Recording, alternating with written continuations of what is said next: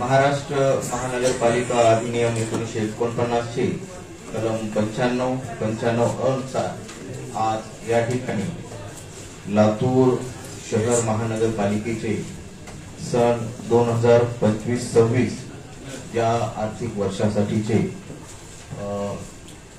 Budget अर्थसंकल्प या ठिकाणी सादर करण्यात येत आहे।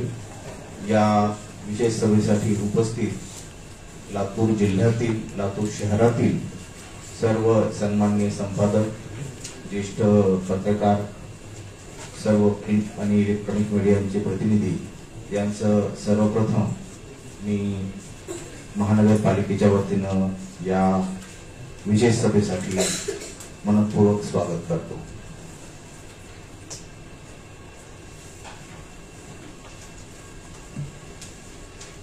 सन 2025-26 या आर्थिक वर्षाचा अर्थसंकल्प तयार करताना महाराष्ट्र राज्याचे सन्माननीय मुख्यमंत्री माननीय नामदार श्री देवेंद्रजी फडणवीस साहेब, माननीय उपमुख्यमंत्री माननीय नामदार श्री एकनाथजी शिंदे साहेब, माननीय उपमुख्यमंत्री माननीय नामदार श्री अजितजी पवार साहेब, लातूर जिल्ह्याचे पालकमंत्री माननीय नामदार श्री शिवेंद्र सिंह राजे भोसले साहेब, जिल्ह्यातील अहमदपूर या विधानसभा मतदारसंघाचे सदस्य तथा जिल्ह्यातील आणि राज्याचे सहकार मंत्री माननीय नामदार श्री बाबासाहेब पाटील साहेब, लातूर जिल्ह्यातील सर्व सन्माननीय लोकसभा सदस्य, माननीय सर्व विधान परिषद सदस्य आणि माननीय सर्व विधानसभा सदस्य तसेच लातूर शहर या विधानसभा क्षेत्राचे सदस्य आमदार श्री अमितजी देशमुख साहेब, या सर्वांचे मार्गदर्शन आणि सहकार्याने सन 2025-26 या वर्षाचे अंदाजपत्रक लातूर शहराच्या गरजा ओळखून आवश्यक त्या सर्व सोयी सुविधा नागरिकांना सहजतेने उपलब्ध व्हाव्यात त्यानुसार हे अंदाजपत्रक या ठिकाणी तयार करण्यात आलेलं आहे।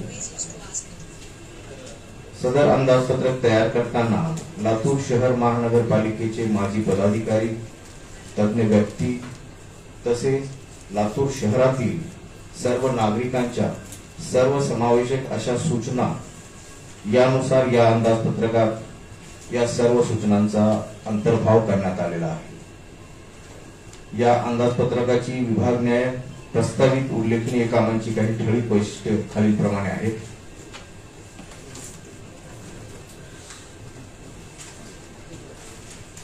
अंदाजपत्रक सादर करताना मूळ अंदाजपत्रक अ आणि क या नमुन्यामध्ये आपण त्या ठिकाणी सादर करत आहोत। महाराष्ट्र महापालिका अधिनियम 1949 कलम 95 व 95 अ अन्वये लातूर शहर महापालिकेचे सन 24-25 चे सुधारित व 25-26 या आर्थिक वर्षाचे मूळ अंदाजपत्रक अ व क नुसार उत्पन्न आणि खर्चाचे अंदाजपत्रक खालीलप्रमाणे आहे। सन 25-26 या वित्तीय वर्षात प्राप्त होणाऱ्या अपेक्षित जमा व अपेक्षित खर्चाची सर्वसाधारण आकडेवारी यामध्ये अपेक्षित आरंभीची शिल्लक जी आहे ती साधारणतः 140 कोटी आहे। महापालिकेचं अंदाजित महसुली उत्पन्न जे आहे सुमारे 200 कोटी एवढं आहे।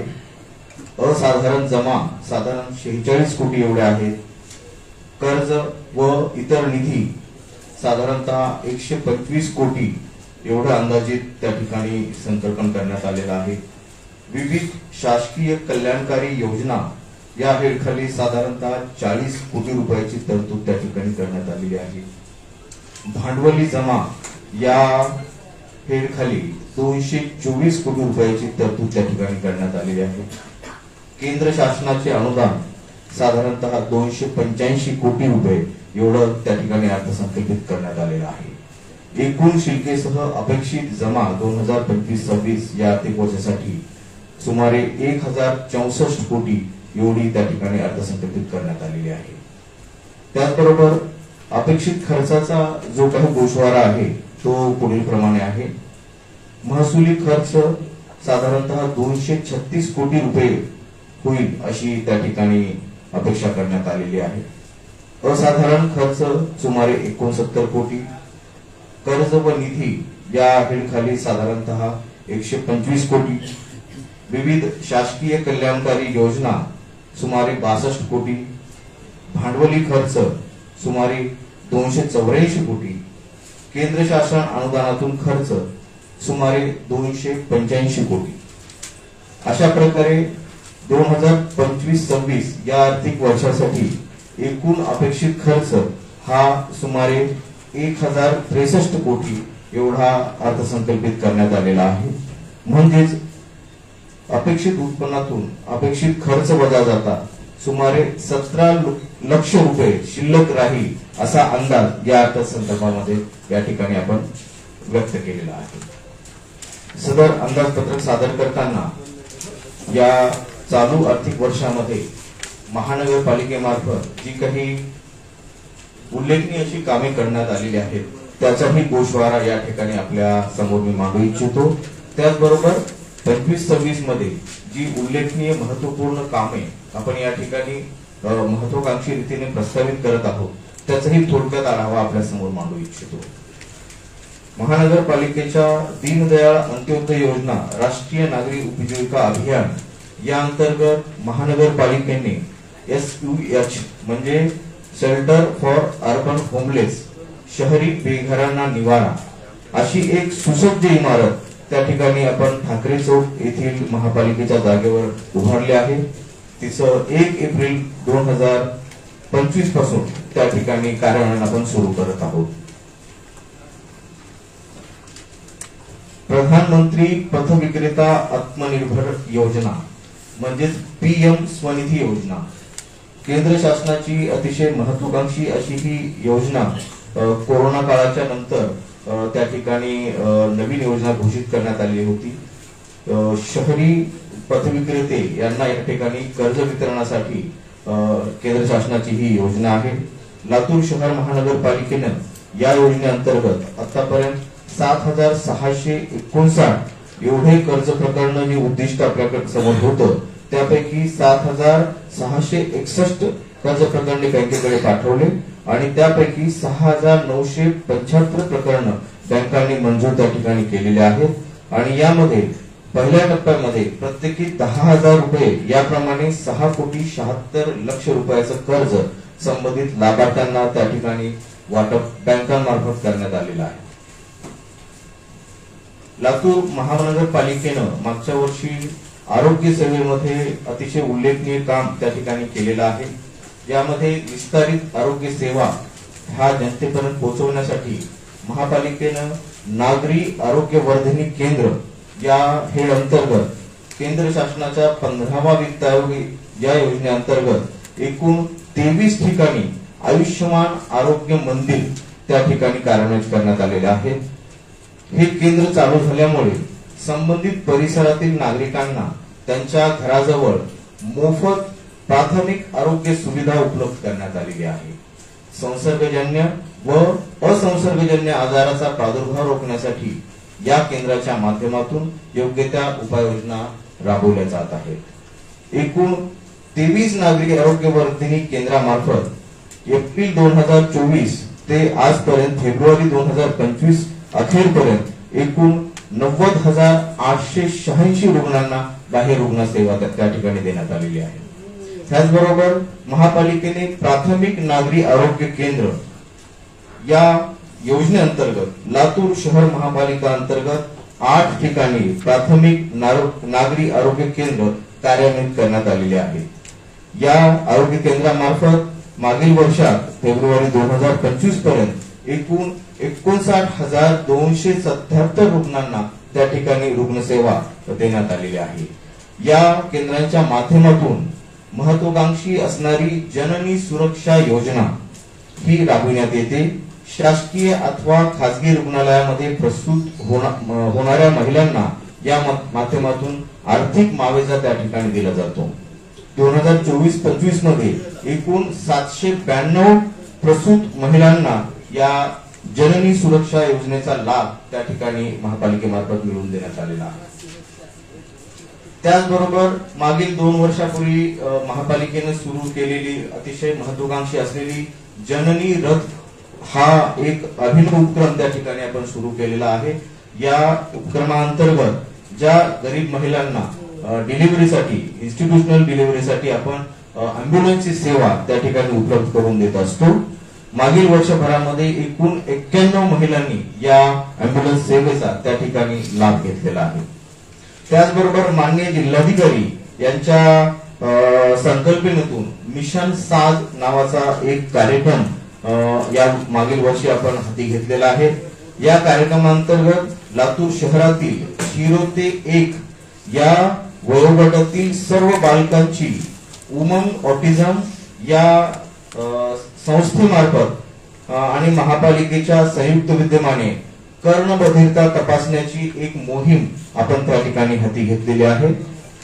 अर्ली एज मध्ये कर्णबधिरता जर डिटेक्ट झाली तर त्याच्यावर निश्चितपणे उपाय होऊन त्या बालकांना आपण सामान्य जीवन जगण्यासाठी त्या ठिकाणी उपाययोजना करता येतात। यासाठी म्हणून उमंग ऑटिझमच्या संयुक्त विद्यमाने ही मोहीम लातूर शहरात सुद्धा आपण सुरू केलेली आहे।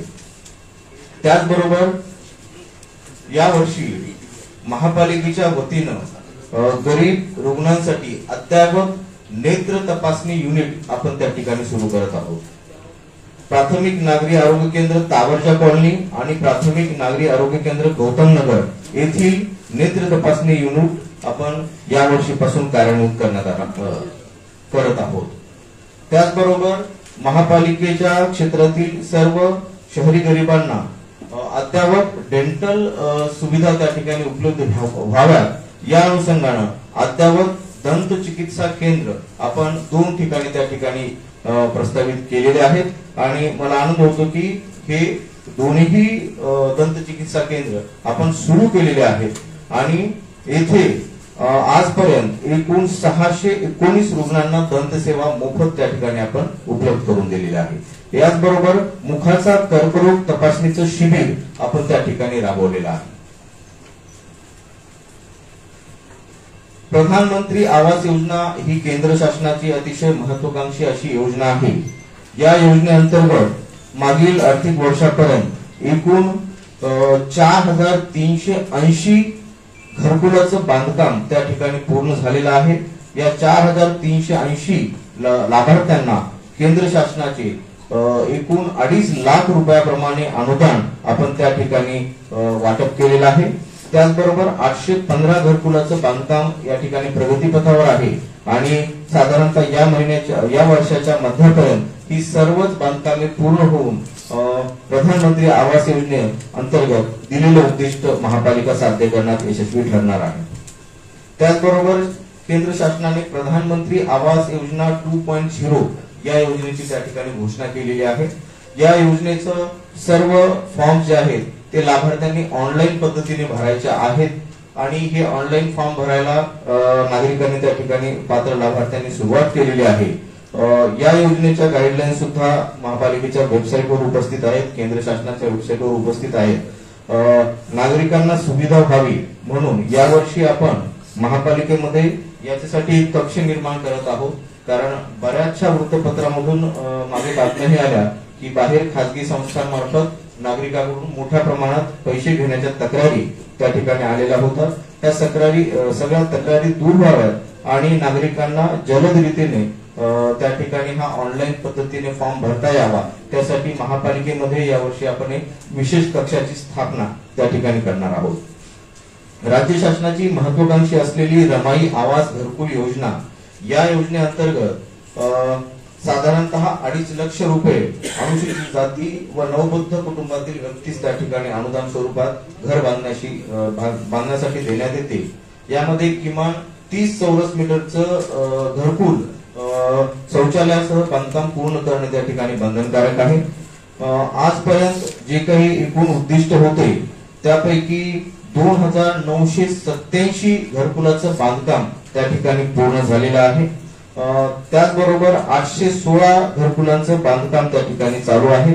एकूण 86,37,30,30,000 रुपये इतका निधी लाभार्थ्यांना आपण त्या ठिकाणी वाटप केलेला आहे. 2024-25 मध्ये एकूण 100चं उद्दिष्ट आपण निश्चित केलेलं आहे. त्या ठिकाणी लाभार्थ्यांचे जे काही पात्र अर्ज येतात ते आपण वेळोवेळी कमिटी समोर मान्यता घेऊन त्यांना तात्काळ त्या ठिकाणी 3 टप्प्यामध्ये आपण अनुदानाचं वाटप करत आहोत. दिव्यांग सन्मान निधी लातूर शहर महापालिकेने दिव्यांग व्यक्तीच्या कल्याणार्थ वार्षिक अंदाजपत्रकामध्ये शासन निर्णयाप्रमाणे 5% निधीची तरतूद त्या ठिकाणी केलेली आहे. यामधून आपण कुष्ठरोग जे व्यक्ती लातूर शहरामधील त्यांना त्या ठिकाणी अनुदान स्वरूपात निधी देतो आणि त्याचप्रमाणे बाकी सर्व दिव्यांगांसाठी सामुदायिक स्वरूपाच्या योजना त्या ठिकाणी हाती घेत असतो आणि ज्या लाभार्थ्यांची मागणी आहे अशा लाभार्थ्यांना मागच्या वर्षीपर्यंत आपण थेट अनुदान स्वरूपात सुद्धा निधी त्या ठिकाणी वाटप केलं झालं आहे. त्याचबरोबर मागासवर्गीय आणि दुर्बल घटक यासाठी सुद्धा अंदाजपत्रकामध्ये निधीची तरतूद करण्यात आलेली आहे. यामध्ये मागासवर्गीय वस्तीमध्ये रस्ते, नाली, पथदिवे, पाणी पुरवठा, सार्वजनिक शौचालये, समाज मंदिरे इत्यादी स्वरूपाच्या योजनांना त्या ठिकाणी समावेश करण्यात आलेला आहे. महिला व बाल विकास विभाग यांच्या मार्फत अंगणवाडी यांना साहित्य उपलब्ध करून देण्याकरिता अंदाजपत्रकामध्ये तरतूद करण्यात आलेली आहे. त्याचबरोबर लातूर शहर महापालिकेची अभिनव असा उपक्रम असलेली लातूर शहर महापालिका शहर बस सेवा ही जी योजना आहे यामध्ये लातूर शहरामधील सर्व महिलांना त्या ठिकाणी मोफत प्रवास लातूर शहर महापालिकेमार्फत अनुज्ञेय करण्यात आलेला आहे. यावर्षीही ही योजना आपण त्याच पद्धतीने पुढे कार्यान्वित करत आहोत. फक्त यामध्ये अकाउंटेबिलिटी फिक्स होण्यासाठी महापालिकेनं टेक्नॉलॉजीचा वापर करून 1 एप्रिल पासून स्मार्ट कार्ड महिलांना त्या ठिकाणी टॅप करणं अनिवार्य केलेलं आहे. ह्या स्मार्ट कार्डचं वाटप महापालिकेमार्फत करण्यात आलेलं आहे. सर्व लाभार्थी महिलांना माझं आवाहन असेल की आपण स्मार्ट कार्ड सोबत ठेवूनच मोफत बस सेवेचा लाभ घ्यावा, जेणेकरून आज जे काही महापालिकेकडे दायित्व संबंधित कॉन्ट्रॅक्टरचं झालेलं आहे त्याची निश्चितपणे त्या ठिकाणी आपल्याला अकाउंटेबिलिटी फिक्स करता यावी यासाठी ही योजना या ठिकाणी आपण सुरू करत आहोत.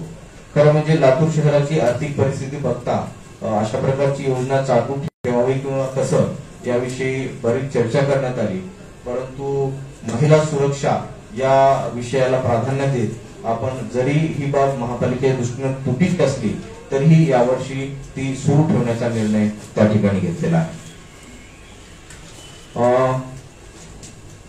मी आता सांगितल्याप्रमाणे महिलांना त्या ठिकाणी आपण मोफत स्मार्ट कार्डचं वाटप केलेलं आहे आणि सर्व लाभार्थी महिला या स्मार्ट कार्डचा वापर करूनच त्या ठिकाणी या मोफत बस सेवेचा लाभ घेतील. या ठिकाणी सांगण्यास आनंद होतो की लातूर शहर महापालिकेसाठी केंद्र शासनाच्या योजनेमधून PM-E बस सेवा म्हणजे प्रदूषण टाळणं आणि वातावरणाला अनुकूल अशा इंधनाचा वापर करणं यासाठी PM-E बस सेवा या योजनेअंतर्गत 50 ई बसेस त्या ठिकाणी मंजूर झालेल्या आहेत. या आर्थिक वर्षामध्ये या 50 ई बसेसचं आपण कार्यान्वयन सुरू करण्याचा प्रयत्न करत आहोत. त्या ठिकाणी ई बस सेवेसाठी जे काही बस स्थानक उभारायचं आहे त्याचीही निविदा प्रक्रिया पार पडलेली आहे. त्या ठिकाणी MSCDCL चे लागणारे जे काही विद्युतचं कनेक्शन आहे त्यासाठी सुद्धा निविदा प्रक्रिया महावितरण मार्फत राबवावी त्यासाठी त्या विभागाला आपण निधी वर्ग केलेला आहे. ही योजना यावर्षी कार्यान्वित झाल्यानंतर निश्चितपणे लातूर शहराच्या आपल्याला वातावरणाच्या अनुषंगानं आणि पब्लिक ट्रान्सपोर्टच्या वाढण्याच्या दृष्टीनं त्या ठिकाणी मदत होणार आहे. महापालिकेचा ई प्रशासन विभागामार्फत यावर्षी आपण महत्वाकांक्षी प्रकल्प हाती घेण्यात येणार आहेत. माननीय मुख्यमंत्री महोदयांनी 100 दिवसांचा कार्यक्रम सर्वच विभागांना त्या ठिकाणी दिलेला आहे आणि त्याचाच एक महत्त्वपूर्ण भाग म्हणजे ई ऑफिस प्रणालीचा वापर त्या ठिकाणी करावायचा आहे। लातूर महापालिका ही सुद्धा यावर्षी ज्या काही आपल्या पारंपरिक पद्धतीची फायलिंग सिस्टीम आहे ती बंद करून पूर्णतः ई ऑफिस मध्ये शिफ्ट होण्यासाठी आम्ही या ठिकाणी प्रयत्नशील आहोत। यासाठी शासनामार्फत गव्हर्नमेंट EID प्राप्त करण्यासाठी आम्ही प्रयत्नशील तर आहोतच, त्याशिवाय PCMC आणि पुणे महापालिका यांनी स्वतंत्र अशी स्वतःची ई ऑफिस प्रणाली त्या ठिकाणी विकसित केलेली आहे। त्याच धर्तीवर लातूर शहरामध्ये लातूर महापालिका ही सुद्धा स्वतः आहे। आवश्यक त्या बेसिक ट्रेनिंग या कर्मचारी अधिकाऱ्यांना देऊन त्यांच्या सेवांचा लाभ आपल्या या शहरासाठी निश्चितपणे येणाऱ्या मोठ्या काळासाठी होईल अशी त्या ठिकाणी अपेक्षा आहे। लातूर शहर महापालिका ग्रंथालयाने सुद्धा मागील वर्षभरामध्ये अतिशय उल्लेखनीय कामगिरी केलेली आहे। आपण मागील वर्षीपासून ब्रेल लिपी मधील अंध व्यक्तींना वाचण्याचं जे काही साहित्य आहे ते ब्रेल लिपीतील साधारणतः 500 ग्रंथ आणि 200 ऑडिओ व्हिडिओ CD त्या ठिकाणी उपलब्ध करून दिलेले आहेत। त्याचबरोबर आपली जी अभ्यासिका आहे या अभ्यासिकेमध्ये स्पर्धा परीक्षेची तयारी करणाऱ्या मुलांसाठी सर्व सुविधा महापालिकेमार्फत त्या ठिकाणी उपलब्ध करून देण्यात आलेल्या आहेत। ही ग्रंथालयाची जी इमारत आहे ती जीर्ण होत असल्यामुळे महापालिका त्याच जागेवर यावर्षी नवीन ग्रंथालयाची इमारत बांधण्याचा एक प्रस्ताव आपण त्या ठिकाणी करत आहोत।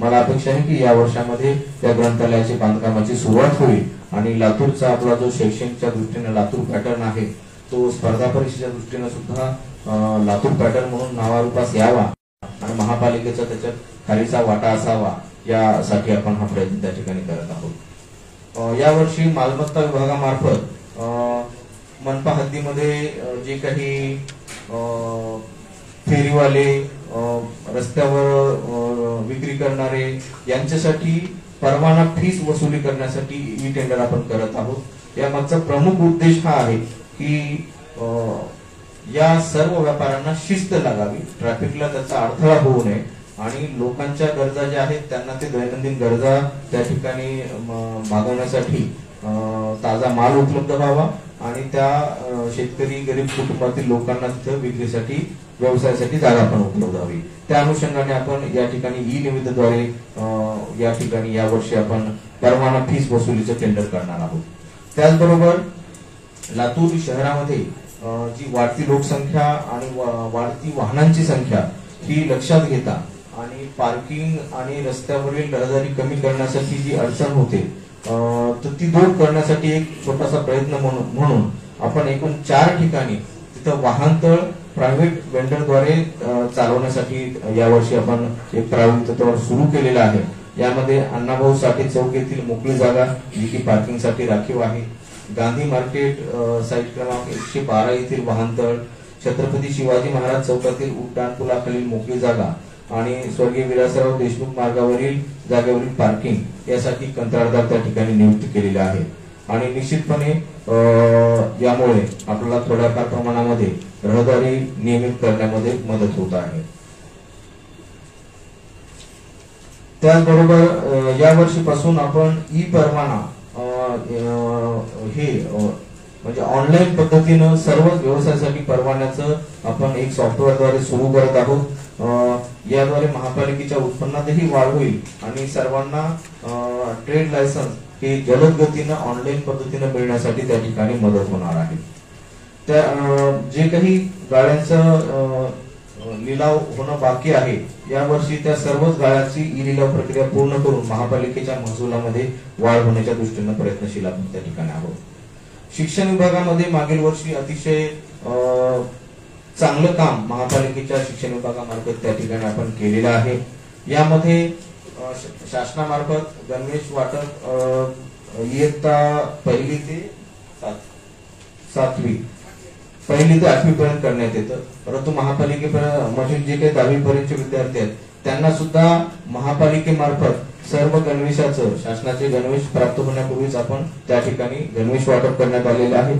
त्याचबरोबर आपल्या लातूर शहरातील साधारणतः सर्व मध्यम आणि गरीब कुटुंबातील मुले इथे या शाळेत असल्यामुळे त्यांना महापालिकेने यावर्षी स्पोर्ट्सचे ड्रेस सुद्धा आपण महापालिकेमार्फत पुरवठा करण्यात आलेले आहे. महापालिकेमार्फत या सर्व विद्यार्थ्यांना लागणारं सर्व प्रकारचं शैक्षणिक साहित्य, अतिशय दर्जेदार असं शैक्षणिक साहित्य महापालिकेमार्फत त्यांना पुरवठा करण्यात आलेला आहे. त्याचबरोबर सर्व शाळा ज्या आहेत त्या ई लर्निंग साठी आवश्यक असलेल्या सर्व सुविधा युक्त करण्यात आलेल्या आहेत. प्रत्येक विद्यार्थ्याला संगणकाची तोंडओळख व्हावी, ई लर्निंग द्वारे शिक्षकांना मुलांना अधिक प्रभावीरित्या शिकवता यावं यासाठी हा ई लर्निंग प्रोजेक्ट आपण त्या ठिकाणी राबवलेला आहे. त्याचबरोबर विद्यार्थ्यांच्या सुरक्षिततेसाठी आपण महापालिकेच्या सर्व शाळांमध्ये सीसीटीव्ही कॅमेरे बसवलेले आहेत आणि ते सर्व शाळांमध्ये कार्यान्वित करलेले आहेत. याचबरोबर महापालिकेनं त्या ठिकाणी काही कंपन्यांच्या CSR फंडामधून मदत घेऊन महापालिकेच्या काही शाळांमध्ये आपण मुलांना खाली बसण्याच्या ऐवजी अत्याधुनिक पद्धतीचे बेंचेस त्या ठिकाणी उपलब्ध करून दिलेले आहेत. याही वर्षी काही शाळांना आपण CSRच्या माध्यमातून त्या ठिकाणी बेंचेस उपलब्ध करून देणार आहोत. महापालिकेच्या सर्व शाळांमध्ये आपण RO वॉटर प्लांट त्या ठिकाणी बसवलेले आहेत, जेणेकरून विद्यार्थ्यांना शुद्ध पिण्याचं पाणी त्या ठिकाणी आपल्याला पुरवता यावं. मागील वर्षी माननीय पालकमंत्री महोदय यांच्या आदेशानुसार महापालिकेला 2 क्षेत्रीय कार्यालय त्या ठिकाणी मंजूर होते. मला आनंद होतो की मागील वर्षी आपण हे दोन्ही क्षेत्रीय कार्यालयाचं बांधकाम पूर्ण केलेलं आहे आणि हे दोन्ही क्षेत्रीय कार्यालयाचं कामकाज त्या ठिकाणी मागील वर्षापासून या नवीन इमारतीमध्ये सुरू करण्यात आलेलं आहे.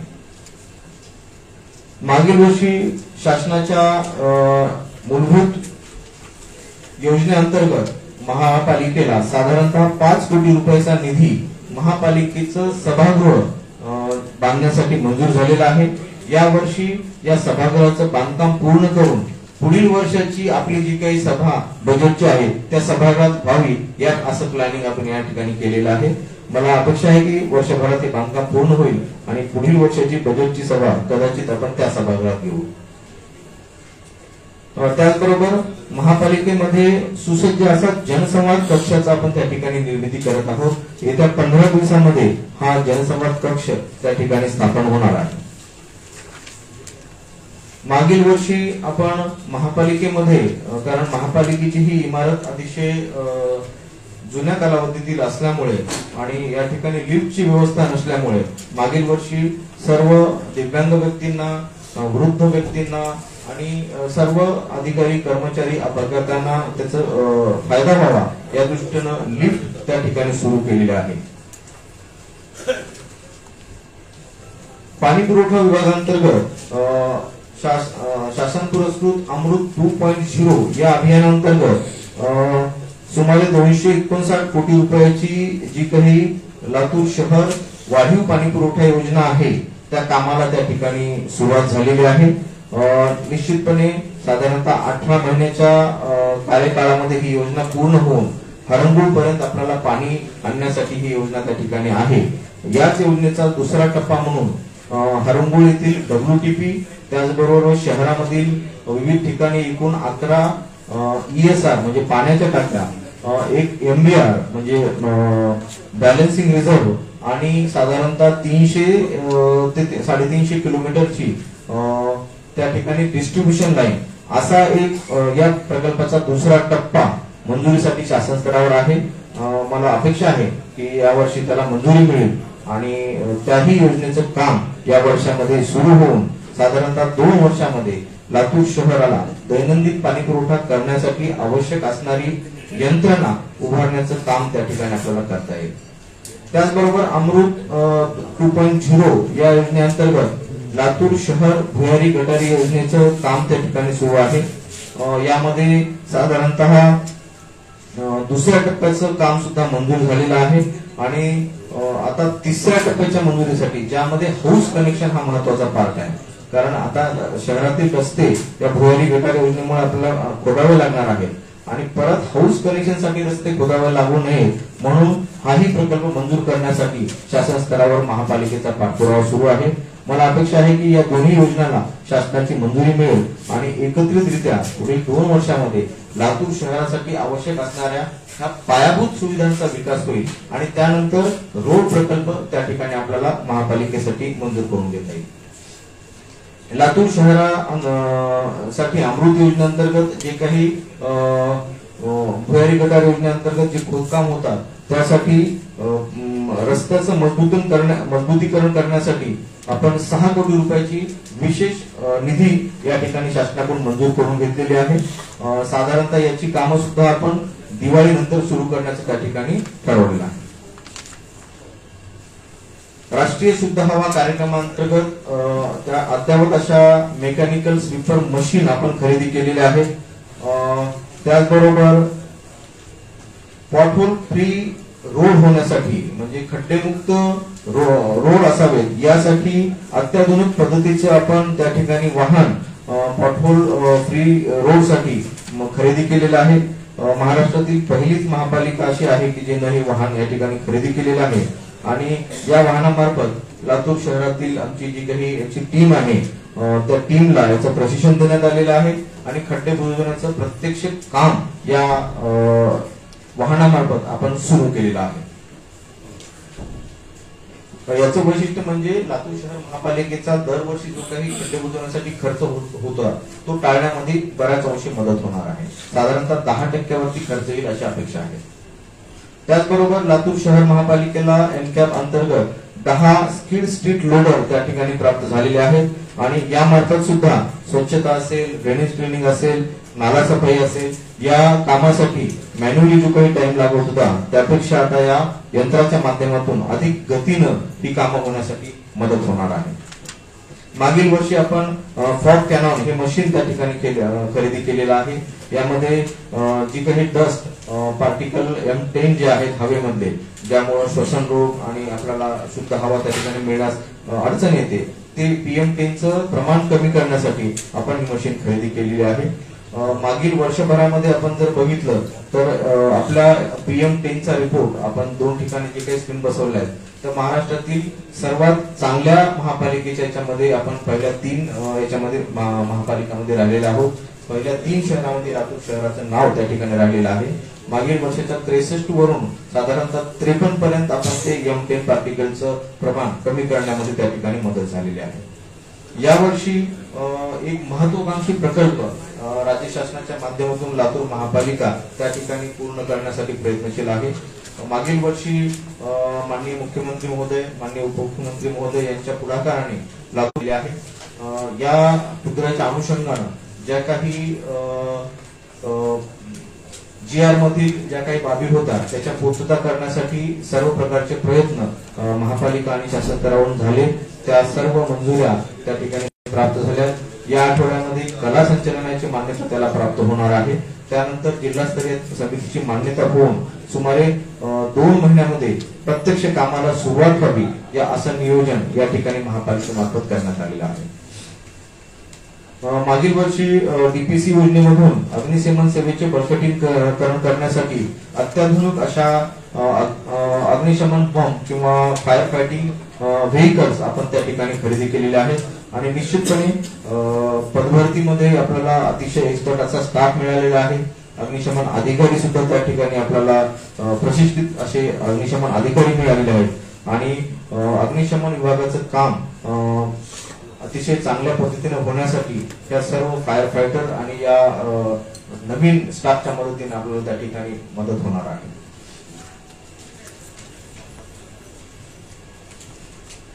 त्याचबरोबर फायर फायटिंगचं काम करताना हे जे काही फायर फायटर्स आहेत त्यांना अत्याधुनिक अशा पद्धतीचे गणवेश, बूट, हेल्मेट जे काही फायर प्रूफ असतील याहीसाठी आपण या वर्षामध्ये फायर सिक्युरिटी सूट आणि प्रॉक्सिमिटी सूट हे घेण्याची तरतूद अंदाजपत्रकामध्ये केलेली आहे. त्याचबरोबर यावर्षी शासनाकडून अग्निशमन केंद्र बांधण्यासाठी, कारण लातूर शहर महापालिकेचं अग्निशमन केंद्र MIDC मध्ये आहे जे MIDC जागेवर आहे. एक आपण सब फायर स्टेशन आपण गांधी चौकात बांधलेलं आहे. त्याचप्रमाणे विवेकानंद चौक येथे अत्याधुनिक असं एक नवीन फायर स्टेशन आपण यावर्षी त्या ठिकाणी बांधकाम सुरू करत आहोत.